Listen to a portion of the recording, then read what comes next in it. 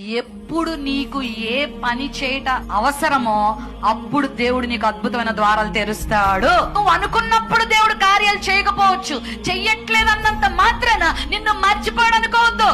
దేవుడు నిన్ను మర్చిపోలేదు. తెరవబోతున్నాడు నీకు ద్వారం. విశ్వాసంతో జీవించు. ఒకవేళ ఈ రోజు నువ్వు ఏ చెరసాలో ఉన్నావో నాకు తెలియదు, ఏ ఒంటరితనంతో బాధపడుతున్నావో, ఇదిగో పలానా వాళ్ళు నాకు ఇంత కీడు చేశారు, పలానా వాళ్ళు నా మీద ఇలాంటి నింద వేశారు, ఇదిగో నన్ను విడిచిపెట్టారు, నన్ను మర్చిపోయారు అని ఒకవేళ నువ్వు కృంగిపోతే నమ్ము, ప్రభు నిన్ను మరవట్లేదు. వస్తుంది, ముందుంది నీకు శ్రేష్టమైన ద్వారం. దేవుడు తెరవబోతున్నాడు. నీ కొరకు ఒక ప్రత్యేకమైన స్థానాన్ని సిద్ధపరిచిన వాడు.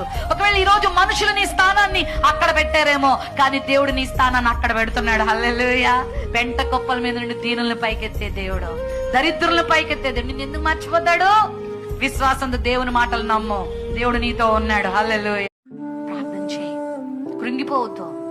నాకెందుకు ఈ శ్రమ వచ్చింది, నాకెందుకు ఈ అవమానం, నాకెందుకు ఈ పరిస్థితి, నాకెందుకు ఈ ఉద్యోగాలేమి, నాకెందుకు ఈ ఆర్థికలేమి, నాకెందుకు ఇలాంటి పిల్లలు, నాకేంటికి ఈ పరిస్థితి ఎప్పుడు అనుకోవద్దు. ఈ చెరసాల అనుభవం నీకు ఉన్నప్పుడు నీల్ డౌన్ అండ్ ప్రే చెయ్యి. నువ్వు ప్రార్థన కుటుంబంగా నీ బిడ్డలు ఏదైనా బంధింపబడి ఉన్నారా, వ్యసనాల్లో బంధింపబడి ఉన్నారా, పాపంలో బంధింపబడి ఉన్నారా, ఇదిగో వారి జీవితం చాలా ప్రాబ్లమేటిక్ గా ఉందా, ప్రార్థన చేయి. ఆ చెరసాలలో నుండి నువ్వు బయటకు వస్తావు. ఈ రోజు ఎలాంటి మీరు బాధాకరమైన పరిస్థితుల్లో మీరున్న నమ్మండి, దేవుడు మిమ్మల్ని త్వరలో విడుదల చేయబోతున్నాడు. హల్లెలూయా. మీ జీవితంలో కార్యాలు జరిగించబోతున్నాడు. మీ ప్రార్థనలకు దేవుడు జవాబులు ఇవ్వబోతున్నాడు.